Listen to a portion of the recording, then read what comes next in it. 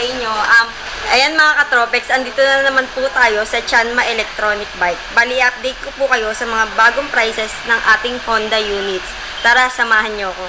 Dito lang po kami located at 1125 Nara Street, Tondo, Manila. Tapat lang po kami ng 999 Mall. 999 Mall. Bali, dito po tayo sa ating Honda S07. Honda S07. Yes. Si Honda S07 po natin, ang battery niya, 48 volts, 24 ampere lithium battery, and then, naka-ano na rin po siya, naka-tubeless tire. Oh, tubeless tire na. Ganda Plus, ng gulong, no? 80 km range po siya. Tapos, naka-lithium battery rin po siya. Lithium battery.